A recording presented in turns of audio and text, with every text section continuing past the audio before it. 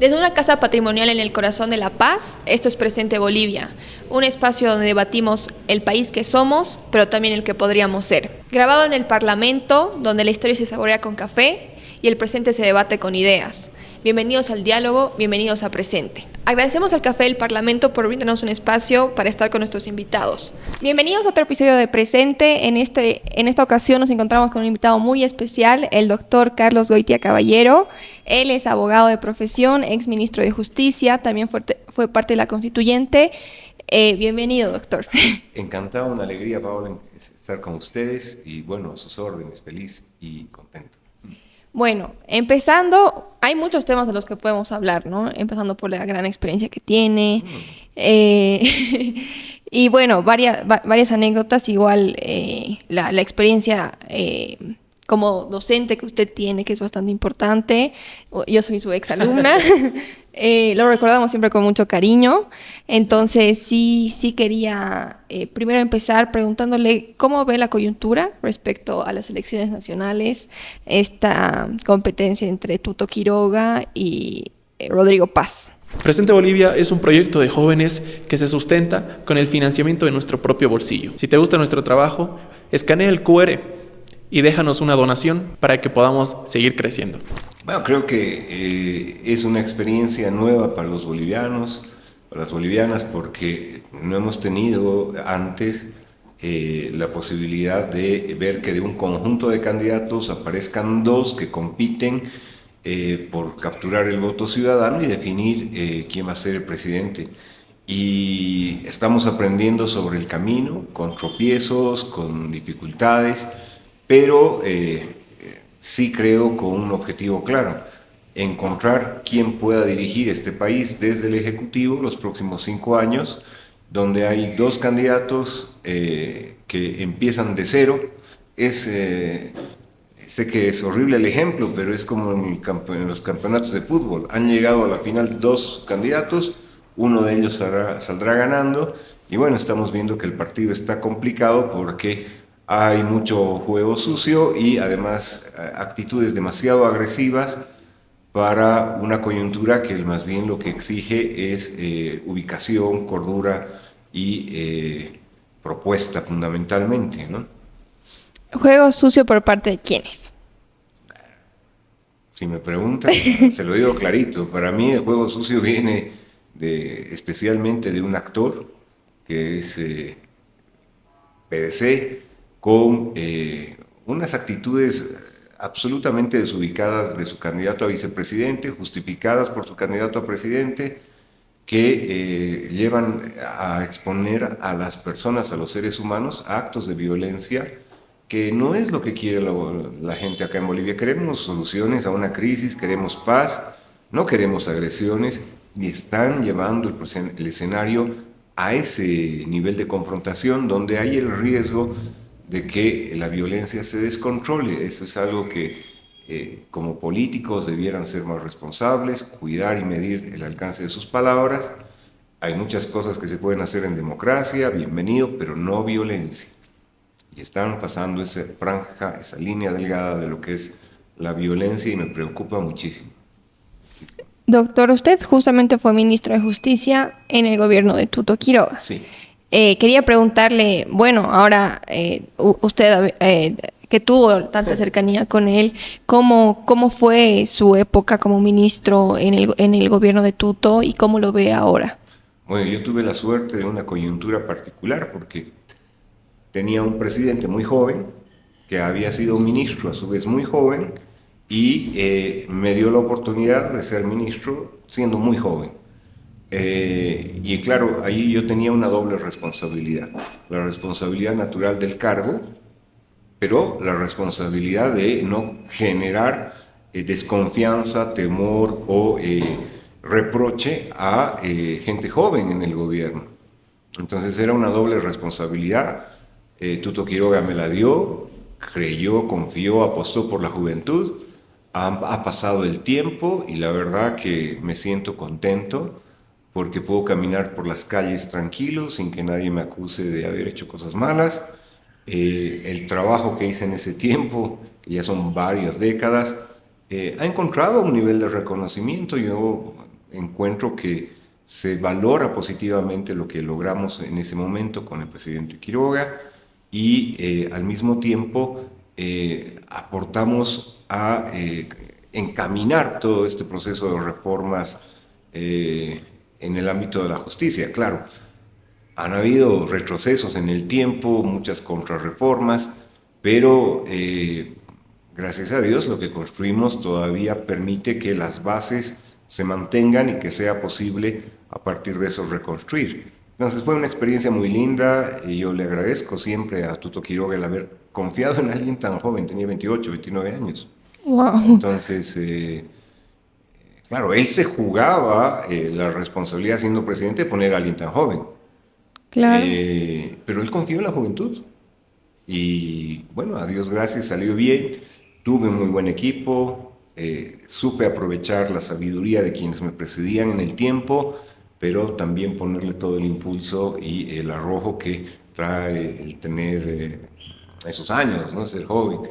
Entonces fue una experiencia muy linda, muy bonita, la recuerdo con alegría, y no por un título, que al final en la calle uno camina y lo que menos lleva es el título en la frente.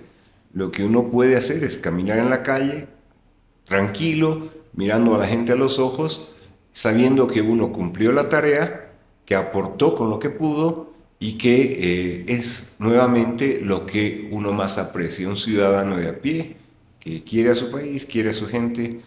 Y bueno, también eso me ha servido en la vida para poder compartir, yo creo firmemente, siempre lo digo, siempre lo sostengo, en la gente joven. La gente joven, cuando se involucra en la vida pública, puede generar cambios porque trae visiones nuevas, planteamientos novedosos, y puede innovar aquello que se requiere. Entonces, vengo con ese chip en la cabeza, creo firmemente en la gente joven. Y doctor, justamente igual usted fue candidato a diputado muy joven, ¿no? No, yo fui asambleísta constituyente, candidato a diputado no, trabajé en el Parlamento sí, pero la coyuntura hizo que cuando se presentó la oportunidad para ser diputado, ahí el escenario político no era de los más favorables y bueno, dimos un paso al costado. Pero ¿cómo usted se animó y tal vez a qué edad de entrar a la política? ¿Cómo usted igual lo llegó a conocer a Tuto, por ejemplo? Bueno, yo empecé a trabajar, va a sonar feo esto, pero lo que pasa es que fui uno de los mejores estudiantes que tuvo el doctor René Blasman, que fue ministro de Justicia en el gobierno de Sánchez de Lozada, y él me llevó del aula al ministerio para que lo apoye, junto con una muy querida amiga, Rosalí Ledesma, y trabajar la reforma procesal penal junto con un equipo, obviamente, de expertos en el área. Y ahí pude percibir que se podían cambiar para bien las cosas en Bolivia.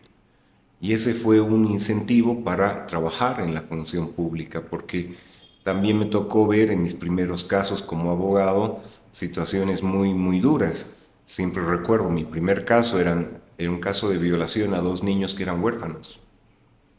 Y obviamente no tenían recursos económicos, estaban en un hogar para niños huérfanos.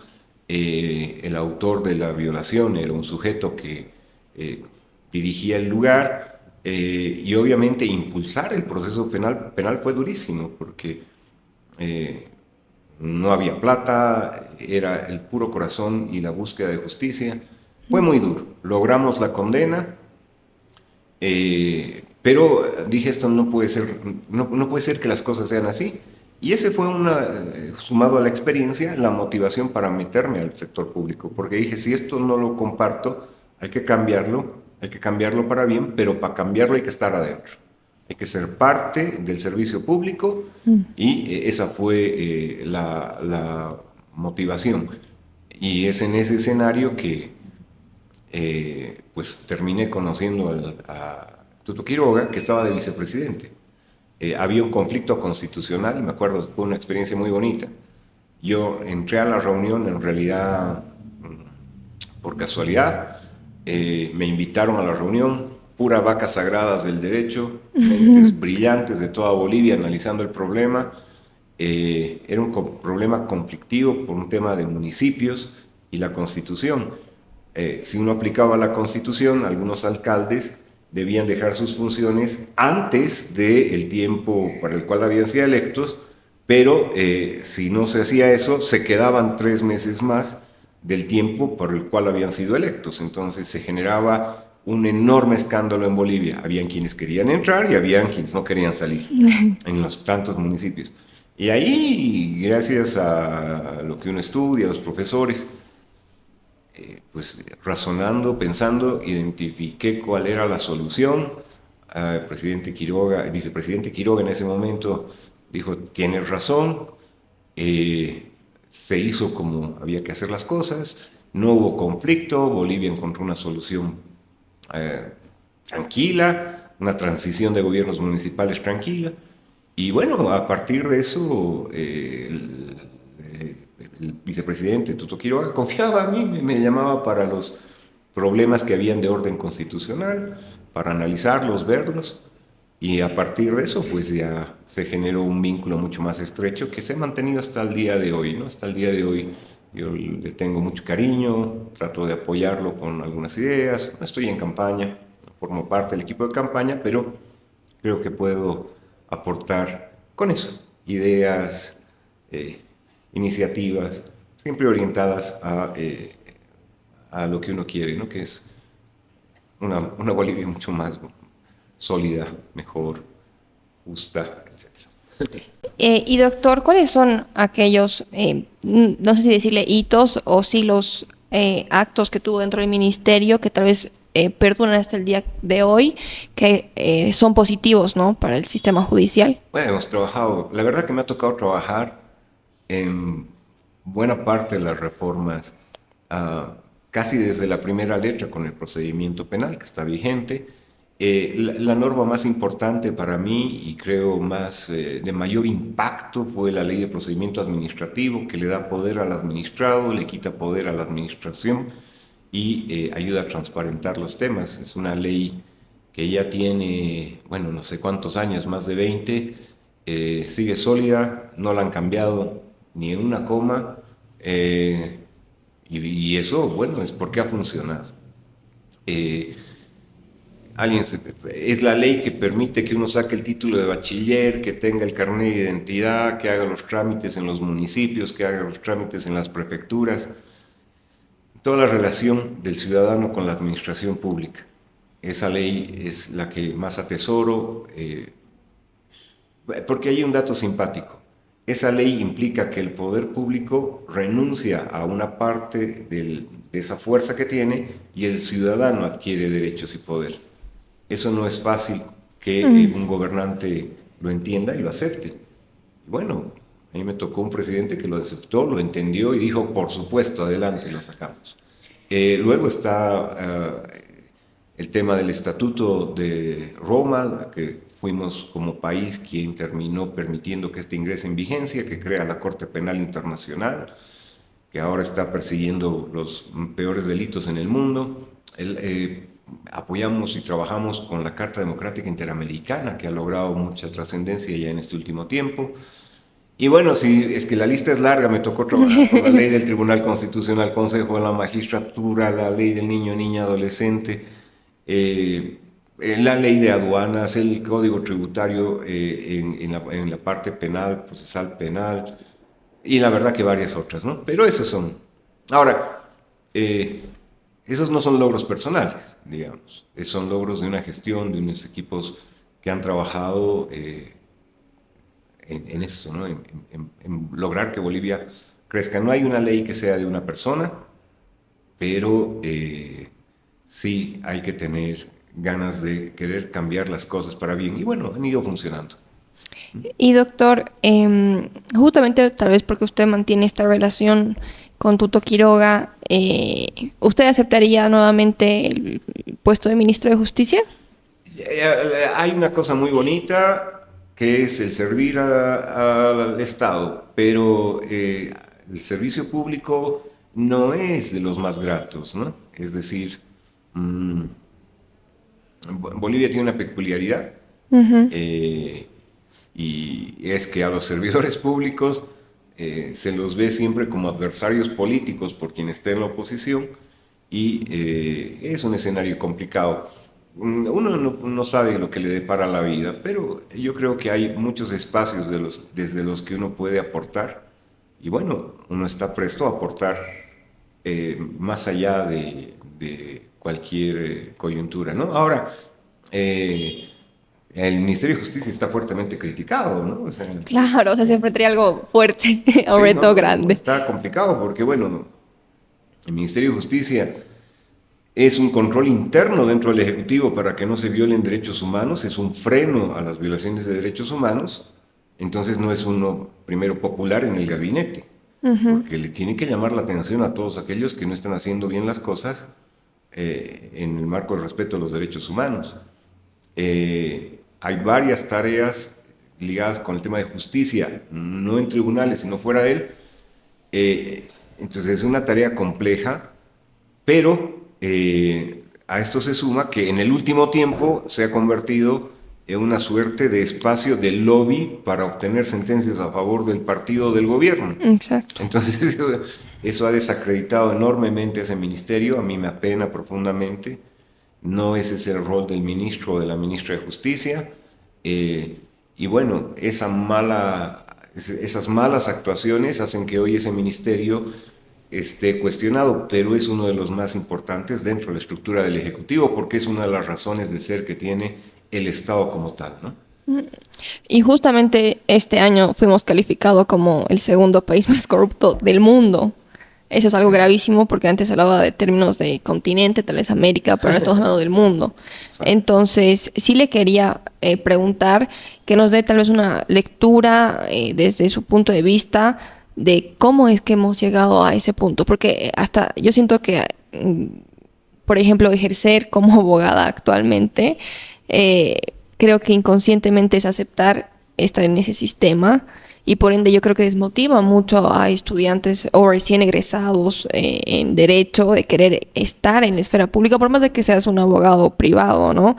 Porque te estás enfrentando a un sistema que es corrupto.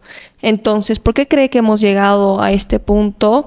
Y también, ¿qué soluciones le podemos dar? ¿Cree que es a mí, por ejemplo, muchas veces me dijeron que a veces es cuestión de las personas. Podemos tener las leyes perfectas, pero si tenemos personas que no las respetan, ahí tenemos un problema. Pero ¿cree que es así? ¿Cree que es el único problema? ¿Qué problemas más hay?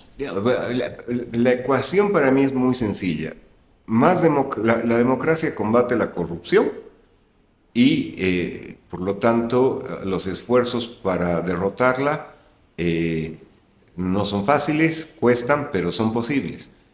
Pero cuando uno tiene un régimen autoritario o totalitario, la corrupción va a estar presente porque necesitan de la corrupción. Y para mí, durante estos 20 años, lo que hemos tenido es eso, un régimen autoritario, totalitario, según mi querido amigo Pareja, Franklin Pareja, totalitario dice él. Pero bueno, autoritario totalitario que necesitaba la corrupción y le alimentaba la corrupción.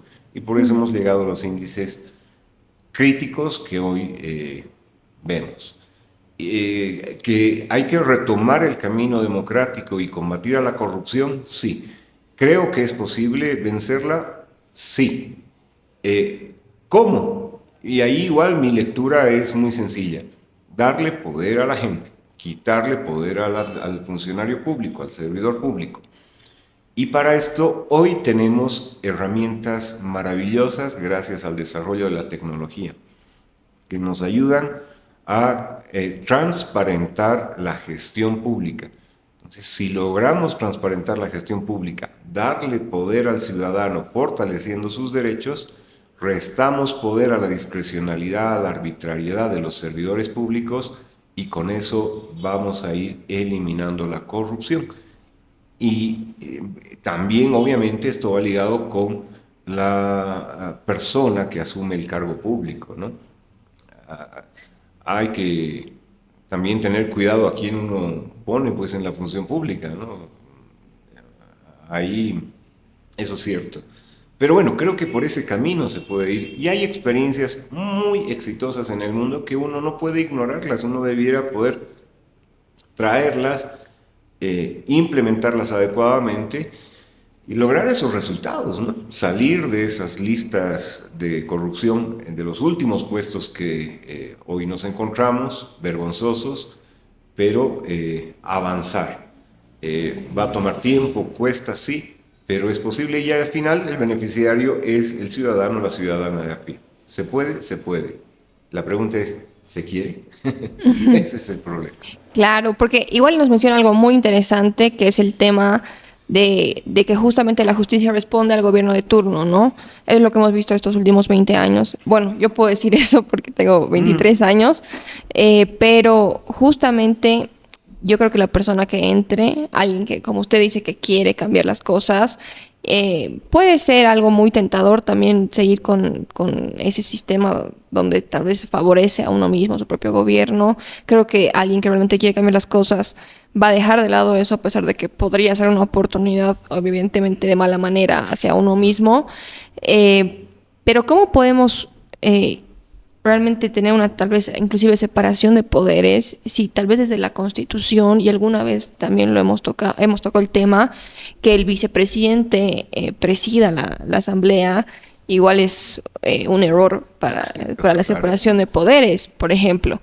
Entonces, bajo mi perspectiva, yo sí creo que tendríamos que tener una reforma constitucional sí o sí para cambiar esto, pero no sé si es posible en esta futura gestión. No sé si usted cree que esa es parte de la solución, pero también la elección de métodos, el método de elección de los jueces, magistrados, igual me parece garrafal, me parece que es la peor, sinceramente, y creo que aporta a este problema, ¿no? No, claramente.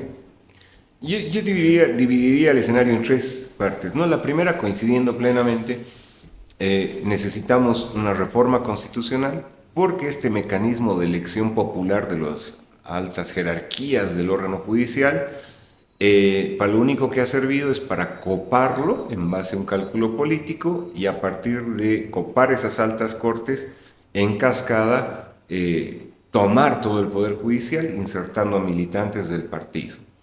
¿Eso en qué ha derivado?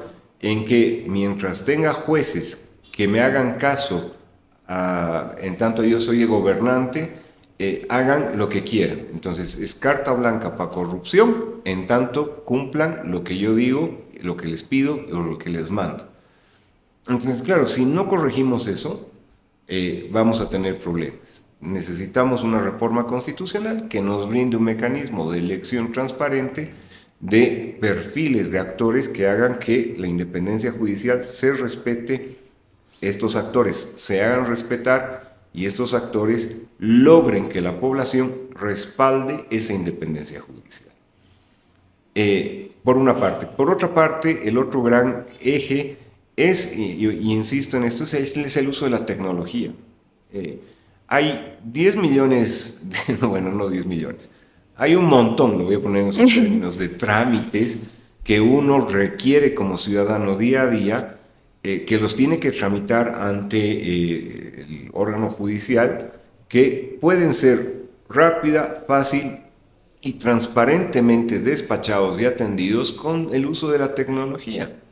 En vez de tener 4 personas que pongan sellos a unos papeles que además no dicen mucho, la tecnología nos puede ayudar a transparentar esos servicios y hay muchos procesos que no requieren que hagamos todas las gestiones que hoy se hacen, ¿no? Uno va a tribunales y ve que hay un montón de papeles, un montón de pasos que hay que dar, un montón de gente con la que interactuar, que es un escenario, un caldo de cultivo para la corrupción. Pero si ahí implementamos varias de las herramientas tecnológicas que hoy tenemos a mano, reducimos esos espacios de discrecionalidad, transparentamos el acceso a la justicia, la prontitud, la transparencia, y a eso le sumo el tercer componente. El tercer componente es, hay que cambiar, sí, varias leyes que tenemos hoy vigentes, que tienen resabios de cómo se solucionaban los conflictos en los 1800. Hoy la cosa es diferente. Hoy debemos lograr que las cosas se solucionen de otra forma rápida, sencilla, de una forma efectiva para el ciudadano.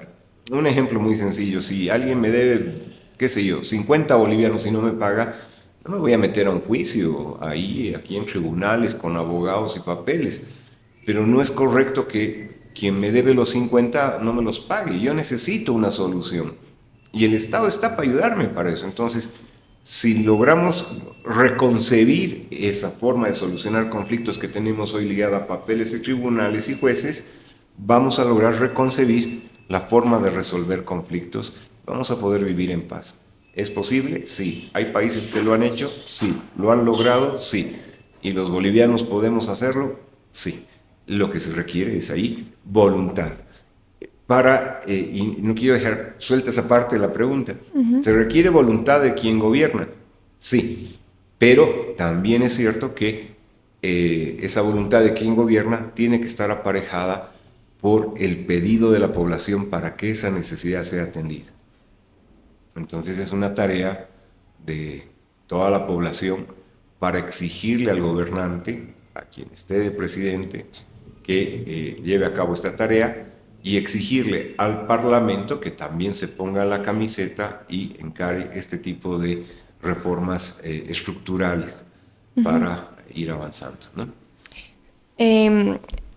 Justamente, tal vez muchos mencionan una brecha entre el campo y ciudad, justamente respecto a la digitalización. ¿Cree que podría ser algo, no sé si contraproducente es la palabra, o tal vez negativo o difícil de alcanzar para el sector rural? Es decir, digitalizar algunos procesos. No, porque los problemas son... A ver, es bien simpático, digamos, acá en La Paz, entre La Paz y el Alto, tenemos 3 millones de habitantes. Y por lo tanto, un montón enorme de conflictos y causas. Pero si nos vamos a Cobija, ciudad capital del departamento de Pando, la población no pasa de los 150.000 habitantes, los conflictos son menores y se solucionan de una forma bastante rápida. Si nos salimos de estas ciudades capitales y vamos a los ámbitos de las provincias, los municipios, tenemos otro tipo de conflictos que pueden encontrar respuestas sumamente rápidas, también con el uso de la propia tecnología. Es impresionante. Yo tengo una anécdota ahí. Un pueblo indígena una vez viene, cuando estaba ahí en el ministerio hace tiempo, y me dicen: queremos que nos apoye. Y yo les dije: súper, ¿en qué? Lo que ustedes quieran van a tenerlo, porque hay que fortalecer la justicia de los pueblos indígenas. Súper, sí. ¿Qué necesitan? Computadoras. Yo dije un rato, como, a ver, ¿para qué quieren computadoras? Sencillo, me dice: nosotros generamos nuestras actas, esas actas las hacemos a pulso y nos sirve como una suerte de referente para los casos que vamos resolviendo. Perfecto, ¿y qué van a hacer con las computadoras? Sistematizarlo. Bueno, y con eso van a lograr mejores resultados. Por supuesto. Perfecto, si ustedes quieren. Aquí las computadoras para el sistema de justicia que ustedes tienen. Y fuera de eso hay otro montón de anécdotas ligadas con eso. En las comunidades, la tecnología hoy está siendo mal empleada. Fuera de las ciudades capitales, provincias un poquito más alejadas de las ciudades capitales, la tecnología está siendo mal empleada en el tema de justicia. ¿Por qué? Primero, porque no es una herramienta que se la tenga como aquella a la que puedan acudir desde el aparato estatal. Y segundo, porque los propios habitantes de estos lugares no ven propiamente la relación y el provecho que le pueden sacar al uso de estas tecnologías. En el tema agrario, por ejemplo, los jueces móviles funcionan, se van desplazando de un lugar a otro, pero resulta que tienen la peor tecnología para desplazarse, para comunicarse o para entrar en contacto con aquellas otras poblaciones de las cuales se van alejando. ahí uno nos explica cómo hoy, 2025, no tienen los equipos que les permitan generar contactos más cercanos con las poblaciones a las que tienen que visitar. No tiene mucho sentido. Y la propia población tiene acceso a la tecnología, pero no la utiliza en el nivel que uno esperaría que en esos espacios se la pueda potenciar. Son otro tipo de conflictos, requieren soluciones rápidas, y ahí está la tecnología. Sí. Pero el costo económico, Es bajísimo. ¿sí? Comparado, actualmente el presupuesto, e históricamente el presupuesto del órgano judicial es del 0.64% más o Es menos. una pena. Bajísimo. Del presupuesto general del Estado. Y resulta que con esa plata se ha creado y desarrollado, además de todos los jueces y la gente que está en contacto con la gente, una hiperestructura burocrática del Consejo de la Magistratura que en realidad casi duplica el de los operadores de justicia. Y uno dice, ¿cómo es posible que exista tanta gente que en vez de estar resolviendo los conflictos de la gente, esté desarrollando un montón de tareas burocráticas administrativas que no se traducen en nada provechoso o beneficioso para los ciudadanos de a pie? Buena parte de esos recursos pueden ir y emplearse en el desarrollo de herramientas tecnológicas que ayuden a atender ese conflicto. No es caro. Eso es lo otro simpático. De pronto, muchas veces se dice hay que aumentar el presupuesto al Poder Judicial o al órgano judicial. Bueno, sí, hay que aumentar, pero también hay que saber cómo emplear esos recursos para no generar burocracias que no sirven para nada y desarrollar estas herramientas tecnológicas. Es impresionante lo que podemos hacer con esto. No quiero decir que apoye el divorcio, digamos, pero, a ver, el divorcio hoy está ligado a dejar sin efecto esa unión que el Estado la ha formalizado. Es un trámite. Si quiero divorciarme, ¿por qué no utilizo una máquina como un cajero automático para que me saque el certificado de divorcio? ¿Por qué no? Exacto. Al final, muchas formalidades, muchos ritualismos, para algo que no es nada más que un registro. Es diferente, sí, al matrimonio en la iglesia, ante el cura, el pastor, eso es otra cosa. No me refiero a ese. No. Pero el otro es así de sencillo. O todo el trámite para, a ver, la compra-venta de un auto. Es un parto. Sí. Si yo quiero vender mi auto, tengo que ir a 3 instituciones con fotocopias acá, pagar acá, recoger allá, volver. No, algo mucho más sencillo donde la tecnología nos permite decir, bueno, ¿quieres deshacer de tu auto? Deshazlo. Véndelo, el comprador lo adquiere, registra los datos, eso queda ahí en el mundo virtual con las cadenas de seguridad correspondientes y está claro quién es el dueño del auto y está claro quién dejó de ser dueño del auto. Punto. ¿Para qué necesitamos todo ese peregrinaje? Al final, ¿cuál es el resultado? La gente no registra las compras-ventas de sus vehículos y tiene dramas porque le pasan una factura, debe de 20 años de impuestos. Exacto. ¡Wow! Y como ese, hay 10 millones de ejemplos. El tema de las autorizaciones para el funcionamiento de los negocios en las ciudades, de los puestos de venta en la acera, es todo un trámite cuando puede ser, cuando estamos a un clic. O sea, una transformación de esa naturaleza es esencial. O dejamos de ser una Bolivia que mira a los 1800 como si fuesen los años dorados, y pasamos a ver una Bolivia que con la tecnología puede ser resiliente, o bueno, pues seguiremos ahí dando vueltas en el mismo lugar. Este es un tiempo hermoso de una gran oportunidad que si se lo sabe aprovechar, podemos reconstruir. este Estado, y ahí apuesto siempre a la resiliencia, con 3 elementos: resarcimiento, reconciliación, reconstrucción. En estas elecciones 2025, recuerda votar de manera consciente. Esto implica reconocer la importancia de tomar una decisión que durará 5 años. Infórmate sobre los candidatos y sus propuestas de gobierno. No difundas información no verificada. Vota consciente y construyamos un país del que todos los bolivianos estemos orgullosos. Perfecto. Y justamente, bueno, ahí añadiendo algo, es que igual muchos, además de lo burocrático que es comprar, vender un auto, también una casa, es el tema de evadir los impuestos, ¿no? Muchas personas, justamente porque el impuesto a la transferencia es altísimo, muchos evaden el formalizar, y evidentemente eso puede traer consecuencias para uno mismo, que es el dueño, pero en realidad el dueño ya es otro, porque un accidente en tu auto es responsabilidad netamente del dueño, independientemente de quién haya causado el accidente. O sea, que tal vez no es el dueño quien lo maneja, ¿no?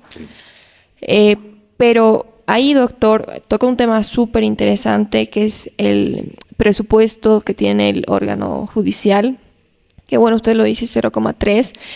Haciendo un análisis en otros países, de acuerdo a su PIB, tomando en cuenta que igual la comparación del PIB es subjetivo, porque nosotros tenemos un PIB muy pequeño también, es la asignación del presupuesto al órgano judicial más alto, si no me equivoco, es del 6,4%. Nosotros hemos intentado que sea del 3%, no se logró, pero sí, justamente usted habla muy bien de que es no solo el tema de aumentar el presupuesto, sino también cómo distribuir, en qué necesita, digamos, el órgano judicial, porque muchos hablan inclusive de subirle el sueldo, por ejemplo, a los jueces, porque tomando en cuenta cuánto gana un juez en materia, creo que son 6.000 bolivianos. Más o menos. Sí. Hay que sumar la antigüedad, otros bonos. Claro, pero alguien nuevo que entra como juez, creo que entra como 6.000, Que no es 8.000. un mal salario. Claro. Pero ahí, por ejemplo, en otros países, Estados Unidos, por ejemplo, a los jueces de las altas cortes sí tienen inclusive un sueldo vitalicio. El juez de su puesto es permanente por algo también, y llegan a tener sueldos considerablemente altos, que sí se lo toma como una manera de evitar la corrupción también. No es algo que totalmente pase, siempre está susceptible de, pero también las consecuencias de ser corrupto son más altas, ¿no? Es una destitución total, ya no poder ejercer la carrera. ¿Cómo usted nos diría que, o sea, primero, cuánto debería subirse el presupuesto del órgano el órgano judicial, pero además en qué se debería dar o distribuir, digamos, aunque no me gusta mucho esa palabra, ese aumento, digamos, de presupuesto? Ya. Cuando uno analiza ya en el detalle cómo se asignan esos pocos recursos y los recursos que además genera el propio órgano judicial, ¿no? Porque el órgano judicial tiene recursos que vienen del presupuesto general, del Tesoro General del Estado, y recursos que genera el propio órgano judicial. Cuando uno analiza ese conjunto y ve dónde se lo va asignando, hay problemas de distinta naturaleza. Uno de los problemas más serios, como digo, es el incremento de una estructura burocrática en el Consejo de la Magistratura, que no se traduce en beneficio alguno para el pobre ciudadano que está sufriendo con sus problemas. Entonces, ahí hay que reordenar la casa. Insisto en el tema de que hay que invertir en tecnología. Ese debe ser un elemento central y medular. Pero además, sí hay que apoyar aquellos recursos que son los que hacen que el sistema funcione atendiendo al ciudadano. Me explico un poquito en ese punto para dejarme entender.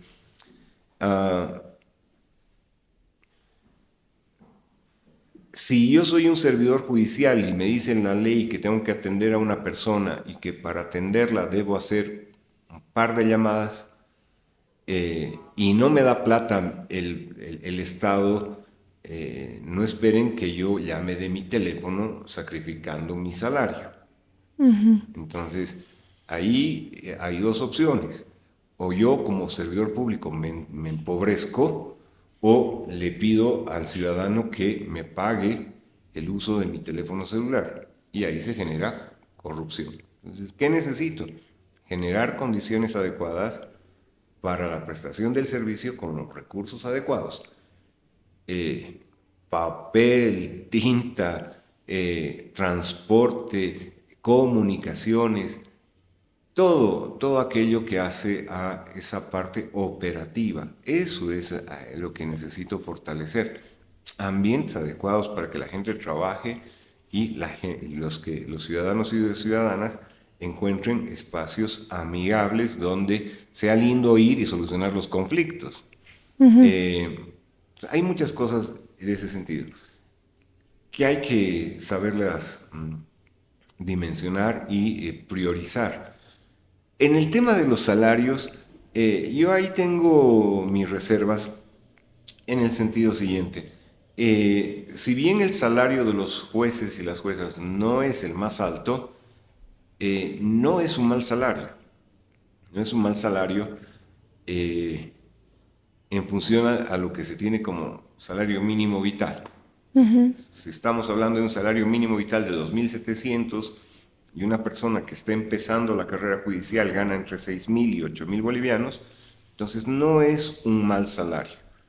Pero ese salario sí deberá verse incrementado en la medida en que se vaya ascendiendo en el órgano judicial, asumiendo más responsabilidades y atendiendo distintos niveles de responsabilidad. Entonces ahí ya se llega al final a un buen salario que debiera estar acompañado con una buena jubilación, ¿no? El problema de las rentas de jubilación ya es un problema complicado aparte, pero debiera verse ese ámbito, ¿no? Buenos salarios no creo que vayan con subirlos propiamente, pero sí también afianzar y asegurar lo que es la carrera judicial, ¿no? Es el elemento nuclear. Porque justamente los requisitos también para ser juez, a mí me llaman la atención porque igual hablamos de que hace poco tenemos una escuela de jueces, pero es muy criticada, muy criticada. Donde, bueno, tú crees que estás yendo a formarte, digamos, para tener poder ejercer de la menor manera tu función como servidor público, pero creo que esa escuela no suma nada en realidad a las futuras autoridades, porque los jueces son autoridades. ¿Cómo podemos calificar realmente el mérito de una persona de manera objetiva para que ocupen esos puestos? Es que ahí hay que tener en cuenta, el Consejo de la Magistratura se convirtió en un mecanismo para filtrar a quienes no simpatizan con el partido político, con el MAS, y darle cabida a los ahijados, a las ahijadas, a los padrinos, a las madrinas, o a los simpatizantes del partido. Entonces así no funciona la carrera judicial, y la escuela judicial, precisamente por eso, encuentra un problema en su propia base que contamina todo el sistema. Entonces ahí lo que yo creo es que hay que hacer es, primero,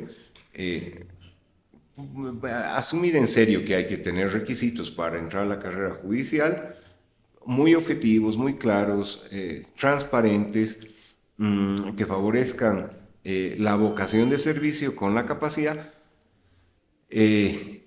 pero no puede ser el órgano judicial tampoco un espacio reservado para una suerte de élite, sino que tiene que estar abierto para que los abogados o las abogadas que están en el ejercicio libre de la profesión puedan ingresar y oxigenar el sistema de justicia, tener mecanismos de incentivo para también,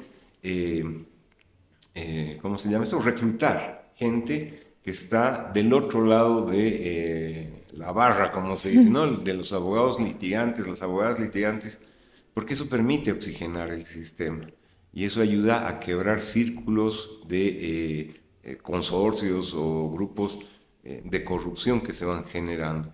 Entonces, esa oxigenación es sana, prudente, necesaria. Carrera judicial sí, con transparencia, pero con apertura para el ingreso de otros actores. Y doctor, tal vez no nos estamos dando cuenta, pero estamos hablando como abogados. Sí, está muy... Pero el Consejo de la Magistratura, por ejemplo, ahí comentándole y también a todos los que nos ven una experiencia en algún caso que tuvo en alguna pasantía, cuando tú vas y el Consejo de la Magistratura también es un método para denunciar irregularidades desde jueces, los mismos funcionarios, la secretaria, el oficial de diligencias y demás. Se puede decir que en algún punto cuando tú vas y le dices, bueno, yo voy a tomar las medidas para ir para justamente ir a denunciar, digamos, estas irregularidades, pero puede que no llegue a nada, justamente por lo que usted dice, que tal vez se manejan mediante un grupo pequeño de personas que tienen relación entre ellas. ¿Cómo podemos controlar esto? Y también explicando súper breve qué es el Consejo de la Magistratura, también para qué sirve. Sí, no, porque si no, no se entiende y eso es cierto. No, lo que pasa es que, a ver, la idea cuál es, que si yo soy juez, que esté en contacto con quienes están en conflicto y que demande el demandado, los que están peleando, y dedique mi tiempo y esfuerzo a resolver ese conflicto, ¿no? Administrando las leyes, haciendo justicia, como quiera llamárselo. Y para que no esté ocupado en los temas administrativos de pagar la luz, el agua, la compra de papel, o viendo que los empleados o funcionarios del juzgado actúen correctamente, es que se ha creado esta estructura que se llama el Consejo de la Magistratura, un nombre muy técnico, no me gusta, pero que en realidad es la parte que se ocupa precisamente de la administración de los bienes y recursos del órgano judicial. Es el ente que se encarga de la compra de bienes, la contratación de personal, pero además es pongámoslo en estos términos, es el juez de los jueces en materia disciplinaria. Exacto. Si un juez se porta mal, pues uno debiera poder denunciarlo ante este consejo, y este consejo sería el encargado de sancionar a esa persona que se portó mal conforme dice la ley. Entonces, administra recursos económicos, pero administra recursos disciplinarios con el ámbito de los jueces, las juezas, los funcionarios judiciales. El problema es que ese aparato administrativo ha crecido demasiado, se ha vuelto sumamente burocrático y además una herramienta de encubrimiento de los malos jueces. Hay casos patéticos, por ejemplo, ¿cuántas veces hemos escuchado que un juez está en su oficina farreando con sus tragos ahí, lo agarran brindando salud, ¿no? Ese rato lo agarran, se lo denuncia y no pasa nada. Al poco tiempo el juez está nuevamente en su función, quién sabe, con el mismo trago y no pasa nada. Sí, lo mismo pasa con actos ya mucho más complejos, de mala aplicación de la ley o actos de corrupción. Entonces, cuando uno va a este juez de los jueces para que lo sancionen al funcionario que ha hecho mal las cosas, lo que pasa es que ahí hay un mecanismo de encubrimiento que hace que, no tengo clara la cifra en este momento, pero mejor no me meto con cifras, no lo tengo clara en este momento, pero es sumamente bajo, o sea, es menos del 3% el número de casos que se sancionan en función a los que se denuncian. Entonces, obviamente, ¿quién pierde ahí? Es el ciudadano, ¿no? El ciudadano, claro, que termina siendo víctima de la corrupción. Y que al final, por ejemplo, muchos ciudadanos que tienen casos no saben que existe para qué es el Consejo de la Magistratura y que tienen esta instancia para denunciar irregularidades, pero inclusive en el momento en el que se llegan a enterar y llegan a acudir, y llegan a perder el tiempo, yo lo diría, porque realmente no consiguen ningún resultado. Y por ejemplo, yo también desconozco la cifra, digamos, de realmente cuántos casos llegan a tener un resultado, tal vez inclusive de destitución de estos jueces, porque en el caso de corrupción sí se los tienen que destituir. Me parece que nuevamente puede que el rol del Consejo de la Magistratura esté bien, sea necesario, pero tal vez nuevamente hablamos de personas, ¿no? Que justamente como es un grupo de personas que llegan a encubrir, como usted lo decía, es irónico porque se supone que están para lo contrario, ¿no? Para sacar a los malos. Pero sí es necesario que la gente sepa esto, porque muchos lo desconocen, los que no son abogados, por ejemplo.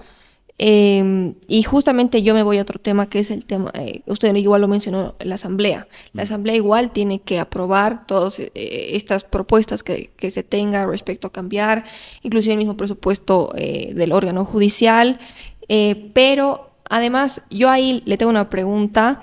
A mí que me gusta leer a Hayek, por ejemplo, él tiene una propuesta muy utópica porque no se ha aplicado en ningún otro país, que él sí critica mucho la potestad que le dan a los parlamentarios, es decir, qué temas le dan, ellos realmente pueden llegar a tocar y cuáles no. Porque él cree que los derechos fundamentales deberían ser intocables. Y él propone, por ejemplo, un modelo en el que existan 15 parlamentarios que duren 15 años, donde solamente se encarguen de proteger estos derechos fundamentales, pero que no sea a un tema de lo que puedan legislar los demás parlamentarios. Que justamente los demás parlamentarios tienen que legislar cosas que no puedan cambiar. Justamente, por ejemplo, yo defiendo que en la Constitución la vida, la propiedad privada y la libertad estén totalmente protegidas y que sean los derechos fundamentales, justamente porque existe igual actualmente ahora todo es un derecho humano, bajo mi perspectiva. Y creo que es algo que tiene que cambiar porque llegas a no darle tanta importancia a los que tal vez muchos catalogan como los más importantes o los realmente importantes, al convertir todo en un derecho humano. Entonces, obviamente le estoy dando un ejemplo porque es utópico. No sé, ningún país ha tomado este modelo de Hayek, que es una propuesta que él tiene para que justamente los parlamentarios no puedan hacer y deshacer un país, sino que se tenga algo más sólido, una base sólida. Y quería preguntarle qué opina al respecto, cuál cree que debería ser la potestad que deberían tener los parlamentarios, qué temas deberían legislar, si les concede de más o está bien que puedan potestar en general todos los temas, o habría otros que no. Es un tema complejo, pero por demás interesante, ¿no? Porque lo que se ha puesto de moda es hacer como catálogos de derechos para ganar simpatía de la gente, pero muy alejados de que los derechos en realidad de las personas se puedan ejercer y materializar. Es decir, no sé, pues es que me venden un libro, me dicen, mira, aquí hay hartos derechos, vas a estar bien, pero cuando quiero ejercer cualquiera de estas libertades, lo que encuentro es que no puedo, porque el gobierno, el Estado me lo frena, no me permite. Es que no lo veo no es tan utópico, creo yo, el elemento central. Lo que necesitamos es que un Estado nos garantice las libertades, el ejercerlas, pero no necesariamente que nos las vaya reconociendo una por una en un catálogo como si fuera un menú. Entonces, yo creo que hay que retomar un poco la idea de que el gobierno, el Estado, está para garantizar mis libertades y no para portarse como si fuera un distribuidor que dice a ti te toca esto, o a ti esto, o a ti esto otro. Y dentro de ese marco sí que hay que tener límites muy claros para la Asamblea Legislativa, para el Poder Legislativo, para que no se metan a limitar derechos o restringir derechos de las personas a título de ser un poder del Estado que hace leyes. Ahí yo creo que hay un elemento complejo. Su rol hay que entenderlo en otra dimensión, ¿no? No es quien me va a definir si tengo o no derecho a algo, es quien tiene que ver cómo se me garantizan esos derechos. Entonces, hay mecanismos que tienen que permitir limitar eso, que van de la mano con tener una constitución mucho más clara en los límites para el ejercicio del poder de legislar.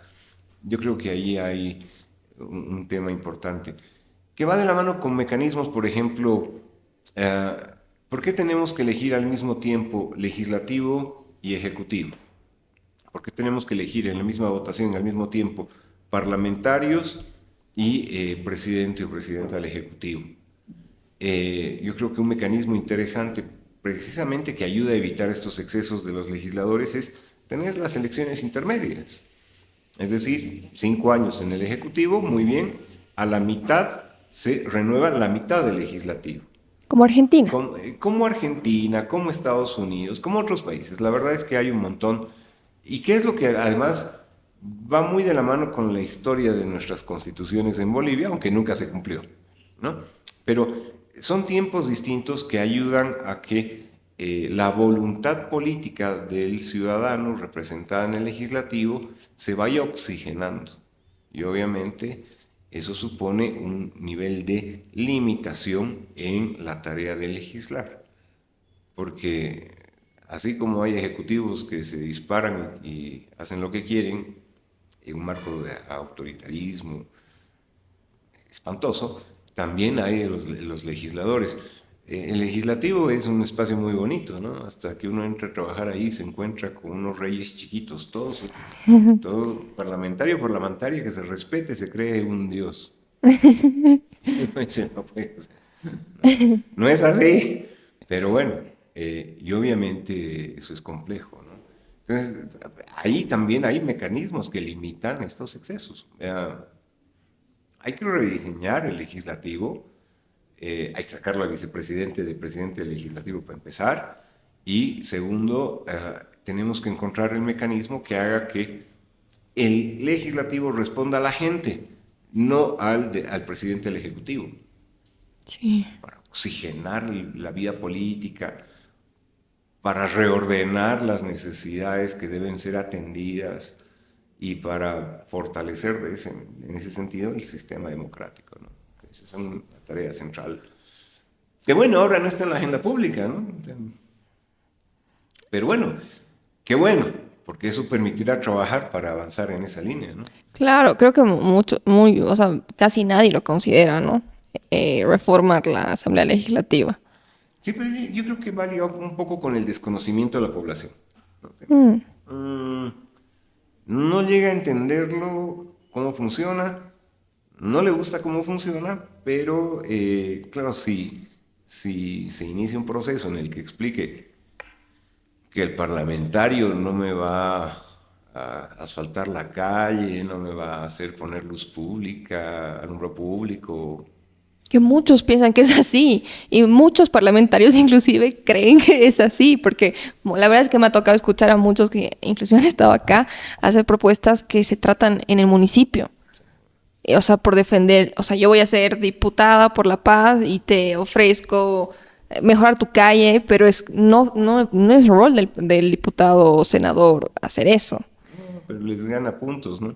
Claro, pero la gente no sabe. Claro, y engañan al ciudadano. Exacto. Entonces, yo creo que si se arma una campaña que permita a la ciudadanía informarse de qué diablos hace el legislativo, el rol que le corresponde a cada parlamentario, le va a poder exigir que cumpla la tarea para la que está en el legislativo y que no se dedique a otras cosas Sí. o que me venga a mentir, ¿no? Inclusive yo creo que se informen ellos, porque de verdad a veces yo creo que no saben. Yo lo he notado así.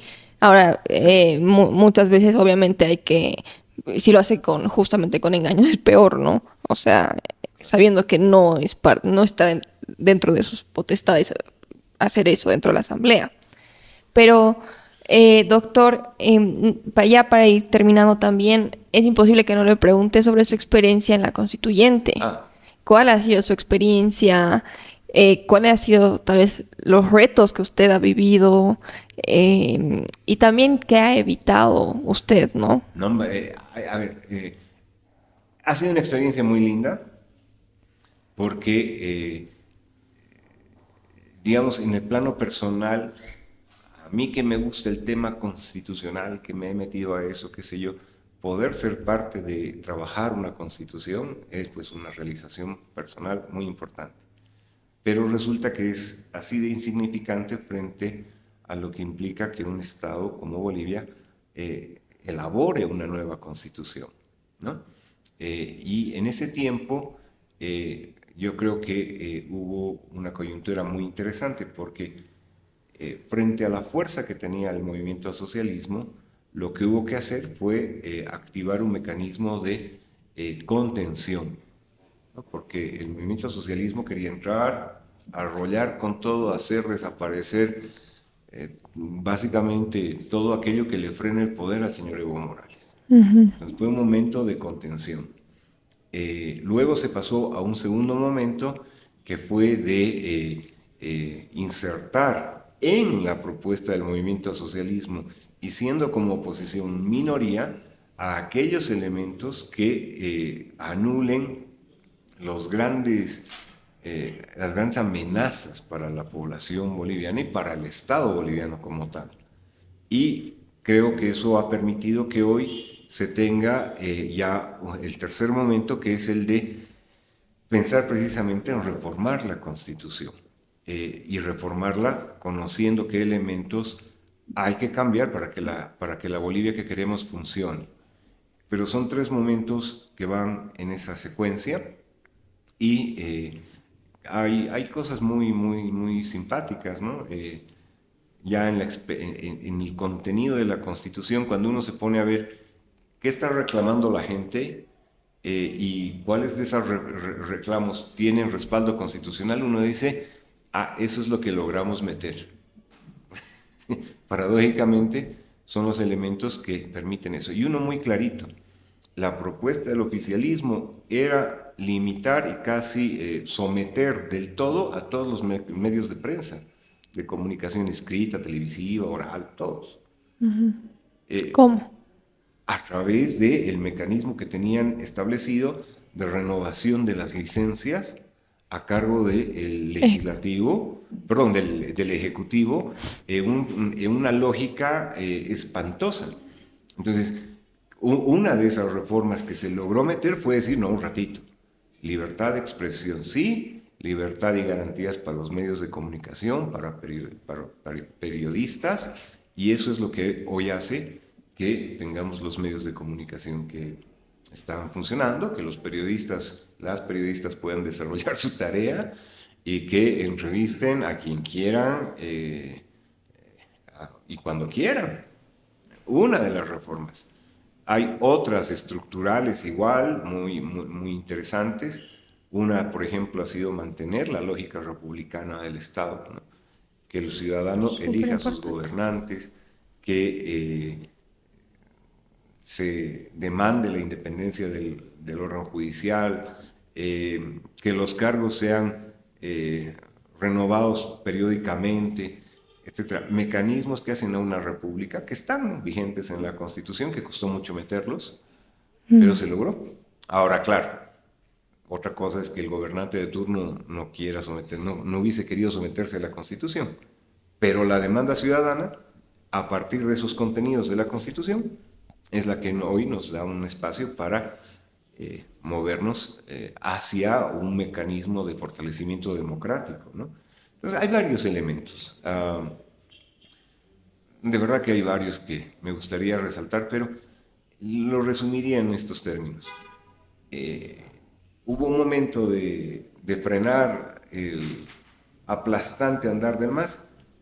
El segundo momento fue el de insertar, siendo minoría, aquello que permite reconducir el Estado, y es lo que hoy nos permite tener en puertas la posibilidad de llevar a cabo una reforma de la Constitución. Claro. Y el tema del preámbulo, por ejemplo, es algo que llama bastante la atención porque, aunque hablamos de una constitución política, el preámbulo es algo muy ideologizado, ¿no? Algo que inclusive tiene rasgos de historia que son muy debatibles, plantean un relato, digamos, histórico de Bolivia que, por ejemplo, yo lo refuto totalmente, pero que una persona al leerlo puede fácilmente creer que es verdad. Claro, lo que pasa es que ahí se inserta una suerte de narrativa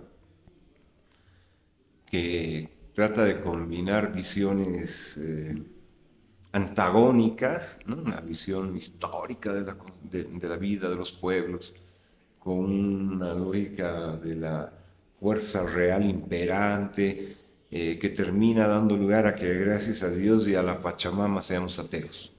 O sea, es una cosa así de compleja. Y obviamente hay que repensar esa forma de presentar la Constitución y de fijar con claridad qué es lo que en esta necesitamos para poder avanzar, ¿no? Entonces, hay la posibilidad de reformar la Constitución y yo creo que tenemos condiciones adecuadas, hay el escenario adecuado, es un escenario de crisis el que tenemos, que es el que precisamente abre la puerta para llevar a cabo esa reforma y hay que proyectarla adecuadamente, ¿no? Porque no podemos caer en experimentos que terminen dañando a nuestro querido país, ¿no? Claro. Bueno, muchísimas gracias, doctor. La verdad hay muchos temas más de los que quisiera hablar en esta entrevista. Ojalá lo tengamos de nuevo. Creo que es muy importante inclusive explicar. Muchas veces vemos en las noticias que se tratan leyes acá y bueno, muchos desconocen el trasfondo, tal vez no saben cuál es el contenido de estas propuestas, ¿no? De estos proyectos de ley. Entonces creo que es muy necesario tener estos análisis legales, sobre todo de personas que sí saben del tema. Entonces, bueno, muchas gracias por estar acá. No, agradecido yo. Si me permite un pequeño apunte. Hay una crisis económica que creo que todos la vemos, la sentimos y nos lastima. Esa crisis económica va de la mano con una crisis del sistema de justicia. Si no hay medida económica que se pueda tomar que no vaya aparejada por una medida del ámbito de la justicia que permita solucionar la crisis. Entonces, tenemos que entender que ambos van de la mano, necesitamos esos dos componentes y eso hace que tan importante como el análisis, como el tema económico, sea hoy el tema jurídico, ¿no? Y bueno, pues ahí hay que tener cuidado con eso, ¿no? Yo encantado de estar con ustedes, realmente una alegría, un privilegio y siempre a las órdenes, ¿no? Estoy a golpe de teléfono, así que encantado. Muchas gracias y a sus órdenes. Muchas gracias, doctor, y muchísimas gracias a todos los que nos ven. Nuevamente recordarles que estábamos en el Café del Parlamento, un lugar que es patrimonio cultural, evidentemente un lugar histórico cerca de la Plaza Murillo. Los invitamos a que vengan y disfruten también de la comida y de los ricos cafés que tienen. Los vemos en un próximo episodio. Gracias, doctor. Gracias. Este episodio es traído a ti por Presente Bolivia, un proyecto social liderado por jóvenes, con la misión de brindar espacios de diálogo y opinión que empoderen a la juventud boliviana en los ámbitos social, político y cultural, con la finalidad de construir una Bolivia próspera. Somos un medio completamente independiente que apunta a la imparcialidad, el apartidismo y acercarnos lo más posible a la verdad. Gracias por quedarte hasta el final y no dejes de escuchar.